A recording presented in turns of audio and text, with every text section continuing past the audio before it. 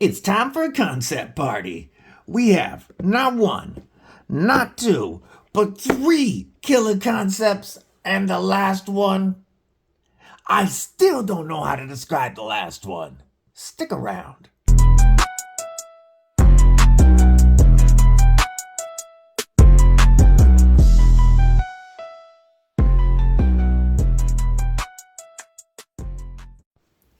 What it do, Kripple Krew? EDC with DBD, disabled but deadly, and like I said, we have three different killer concepts to look at today. So we are going to get right into it. Make sure that you've stabbed that like button / subscribe, that you bash that bell for notifications, and if you like what I do here, it only costs a couple of bucks a month to join Kripple Krew Inc. That couple of bucks a month really helps out the channel, completely up to you. All right, we're going to start it off with the Kansept Vivid. And I'm not going to spend too much time on the Vivid because I was able to do a full review on two of the prototypes, and this has not changed much at all. The only thing that changed from the prototypes is which carbon fiber went with which, This is about the mid-level of their price range on the Vivids. This one coming in at just under $240. They started just under $170. And what you're looking at is a 7.17 inch overall length knife with a 3.04 inch Wharncliffe blade, in this case of S35VN with a DLC coating and a nice flat grind. We're looking at 118 thousandths blade stock. And it is offered with Damascus blades as well. And also non-coated S35VN. And several different types of carbon fiber. And also Damascus overlays. It is running on ceramic ball bearings. It is actuated with either the thumb hole or the fuller, which you can thumb flick or reverse flick off of. Or, of course, you can activate it with that crossbar lock. I like the way that they do their crossbar with those stepped tabs to pull back on. They are very comfortable and very easy and intuitive to get a hold of and pull back. The ergos on the Vivid are insane. Justin Lundquist knows how to design a knife with great ergos. But this one is one of those knives that feels like it was a glove molded for your hand. Behind the pivot, I do have enough room with my extra large gloved size hand to get a full 4-finger hammer grip. It's definitely very comfortable in a saber grip, and even though there's no jimping, these grooves in the grip really lock me in. Normally, I'm not into this many finger positions. I don't like being told where to put my fingers. But in this case, since it feels like it was designed for my hand size, it actually feels really good. And then we have this generous finger choil for choking up, for having a lot of control and strength in cuts.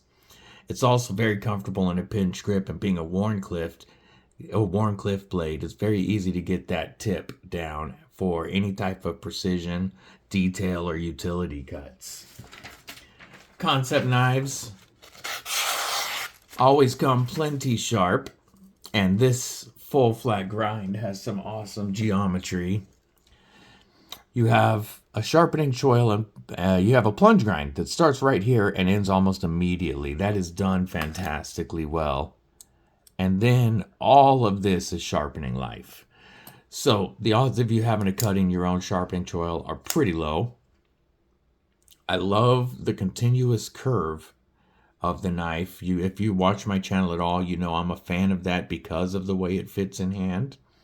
I'm also a fan of the way that they did the reversible milled tie pocket clip. So even though it's a milled tie clip, it's still deep carry and it's reversible.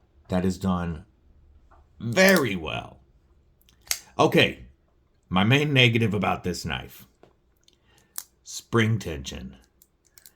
These springs feel so soft when you use them, and that having that lower spring tension puts less resistance on the blade coming out so that it feels like a very weak detent. It's very easy not to fail it. I mean, I can get it out every time. And it does, it does work, but it's not snappy. This really needs better spring tension. And I had the same problem with the prototypes.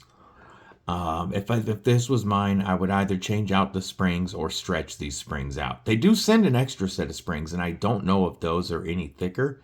This isn't my knife. This is via the Passaround, so I'm not taking it apart. I don't know if the second set of springs is the same or thicker, but this suffers from that same flaw that the prototypes did, in that it's one of the softest feeling crossbar locks. It does hold in decent. It's just that it just feels limp. I do also wish, and I said this about the prototype, that the fuller was a little sharper for the reverse flick. Not that I have any issues getting it out. They did a killer job with this mirror DLC. It is a fingerprint magnet, but it looks beautiful. And it's going to protect that blade so that it's going to look beautiful for a long time. Any marks you do see on the blade are probably material from whatever it came in contact with and will clean right off. The Vivid, beautiful knife, beautiful ergos. My only complaint is those springs. If you like the Vivid, it's a gorgeous knife, and I do think that could be adjusted with a little bit of stretching the spring. Our second knife, this one designed by Jonathan Stiles, is the Kansept Mistaken. And the Mistaken is a really interesting looking knife. It comes in at 7.54 inches overall, so almost a half inch longer than the Kansept Vivid, with a 3.15 inch, they call it a Wharncliffe. I would absolutely call this a Sheepsfoot blade, with a 118 thousandths blade stock thickness. This is rocking CPM 20 CV with a beautiful stonewash and a flat grind. Once again, we have a very sharp and slicey edge. And again, we have a knife that's going to be very comfortable at utility and EDC tasks. Because of that really low tip, it is so easy to use with precision. However, this one adds some belly for different slicing tasks. We have a flipper tab that was my fault, that works very well. Even though there is no jimping, it sticks out so far. Definite pocket packer. Sticks out so far that you can't fail that flipper. The detent feels phenomenal. The thumb studs also feel great. And even though this is a frame lock, because the bottom portion of the frame is covered by the carbon fiber, I don't lock my thumb out on that action. Really, really like the way they did this with the titanium frame with inlaid copper foil carbon fiber. This one, there is different carbon fibers, of course. And I believe there's also a Damascus version. You know how Kansept be doing. I like the anodized pivot collar and thumb studs. The milled tie pocket clip looks fantastic, and it does go in and out of pocket very well. It is reversible, isn't it? No, it is not. I thought that was a filler tab. It's not. It's just the way the copper looked. But I believe this is in... Maybe it's not in set, so maybe it is reversible. What do they say on the website? I should have looked at that real quick. Nah, I guess it doesn't say anything about being reversible. So, but it does go in and out of pocket very well. We've got a nice mid-length backspacer that is also anodized titanium, and it adds a lanyard hole on the back. I do have room for a full 4-finger Gorilla Grip hammer grip behind that flipper tab, and a saber grip is very comfortable throwing my thumb up on the top of that blade. Utility grip is where this one is the most comfortable. It really feels good like that. And I can do a little bit of a trigger pull choke up. However, it's not something I would recommend. Now, one thing that I do want to point out, this sharpening choil the plunge grind starts here, and it's kind of a gradual fade down to here. So we do have some sharpening life, but that could have been brought back and done cleaner to give us a little more sharpening life. However, if you ever need to cut your own sharpening choil in, we are running on internal stop pins, so there is no worries about cutting one in. Plus, internal stop pins means that if you wanted to, you could do a flipper tab delete on this and have insane ergos. The flipper is not necessary with these great thumb studs. They are stepped and they do catch your thumb or your finger very well. You know, it's snappy enough to do all the multi-finger flicks. It just... The looks of this knife didn't quite do it for me, even though I'm a fan of a Sheepsfoot blade. But when I got it in hand, it made more sense. It is a very comfortable and very usable 7.5-inch EDC knife. I really like the Kansept Mistaken. We're going to compare it to the Kansept Vivid real quick. So the steels, both are going to be corrosion resistant. Maybe the 20CV is going to be a little more corrosion resistant, but with the DLC on the S35VN, you're not going to have any corrosion. S35VN is going to be a little bit tougher, while 20CV is going to hold its edge a little bit longer. Both are fantastic EDC steels, but neither one of these knives has anything on our third knife, the Kansept Leviathan. And before we look at the Leviathan, I'm going to pause the camera and back it up a little bit. The Kansept Leviathan is designed by Warhawk Knives, which is Andy Sparhawk, an Army veteran and part-time custom knife maker. And the Leviathan comes in at 9.6 inches with a 3.9-inch cleaver Hawkbill. They call it a cleaver. It's definitely a Hawkbill, with a 157 thousandths blade stock thickness. Yes, 4 millimeters of S35VN with a high flat grind and that deep, beautiful Stonewash Finish. The Kansept Leviathan is freakishly sharp for being such a thick blade stock. And this Hawkbill blade is just going to bite into material and pull it into this curve, trapping it and keeping it in your cut for longer cuts. Also for, let's say, organic material, it's going to bite and just pull this blade into that organic material. And this giant tall blade is going to open up a large hole, we'll say. We are running on cage ceramic ball bearings with a flipper tab that does work to throw that chunky blade out with a light switch or a push button. And then we have the thumb hole for thumb or reverse flicking. And as long as you got that strong flick finger game, you'll be able to reverse flick or thumb flick open the Leviathan. There are multiple anodized colors of titanium, as well as you can get it with the stonewash or a blackwash finish. And then there are two options with the holes drilled and 2 without. With the holes drilled in, this is coming in at 9.5 ounces. That's right, over a half pound of pure badass. And what's crazy is the ergos are really good. Obviously, you could have much larger hands than mine and still get a grip on this Leviathan.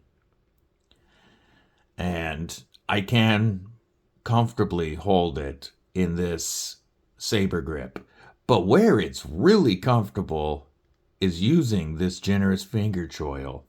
That really feels like you are locked in, and choking up on the handle like this is very comfortable. It actually feels very balanced and not nearly as heavy as it truly is. You could work like this for a while. If you needed to pinch grip this knife, you can, of course, and use that tip for utility style work. If you really needed to, you could almost get a hand and a half on this thing. It's like a bastard knife, a hand and a half. You can choke way back if you needed some leverage for chopping. And what this knife really feels like is a cross between a knife and a tomahawk. That's what it feels like in my hand. It would definitely lend itself to some serious chopping. This big beast is made, and there's only limited numbers of each style. There's 4 styles. And this one here is under two. They're all 4 designs are under $250. The ones with the holes drilled are a little bit more because of the extra time that it takes to mill those out and the tools that it wears out. But the other ones are like $235 or something like that, under $240. That's a lot of titanium and a lot of S35VN for $240. The action feels great, better than like it has any right to, and you definitely don't want to let this one drop on your thumb. That flipper tab actually helps with that. As soon as the flipper tab touches your thumb, you move your hand and it'll close all the way. The detent is tuned to perfection, even with that big ass flipper tab. There is no late detent or double clutch feeling. It just feels good. Let's do a quick hardware check, because I'm curious. That's a T10. And then no, it's a T8. Looks like we are T8s all around, including our hardened steel lock bar insert. S35VN is great for this application, especially with this type of blade stock thickness, because this is going to be a severely tough knife. This blade is going to take a lot before you're going to have to worry about I'm just saying, you could do more with this blade than most. It's going to be that strong. It is comfortable, really, for me in either hand. Oops, that was my fault. The milled tie pocket clip does go in and out of the pocket very well. It's a huge pocket clip, but that's because it's a huge knife. This knife is almost as big as my Galaxy S22 when it's closed, my S22 Ultra. This takes up about as much room in my pocket as my S22 Ultra does. Of course, it's much chunkier and heavier, but insane design and a great just conversation piece, a great addition to any knife collector's collection. The Warhawk knives and Kansept Leviathan. It just makes you happy when you use this thing, especially if you're a knife person. You can't flick that blade out and not smile about it. Like, chonk. Chonk.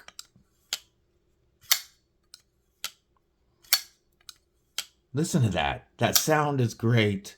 The feeling is great. I thought this knife was insane when I first saw it on Blade Show coverage.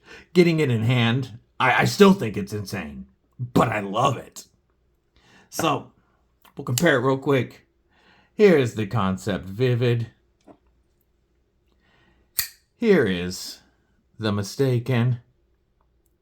And yes, you can see she is the Warhawk is a beast. One more quick size comparison. I'll give you a definitely full-size knife in the Buck 110. And the Buck 110 looks like a baby next to that Leviathan. So that's today's 3 killer Kansepts. But I want you to let me know which one was your favorite. You know, if I was going to go with a daily user, I'd probably pick one of these two. I love the styles designed Mistaken. I'd have to remove the flipper tab. I love the Vivid. I'd stretch the springs. But if I'm talking about pure knife joy, the Leviathan delivers. All of these knives are under 250 bucks. I will drop links below. Those will be affiliate links. They do help the channel if you use them, but that's completely up to you. Let me know which of these 3 is your favorite. Have a killer day. Stay safe. Stay frosty. Most importantly, pow. Stay deadly.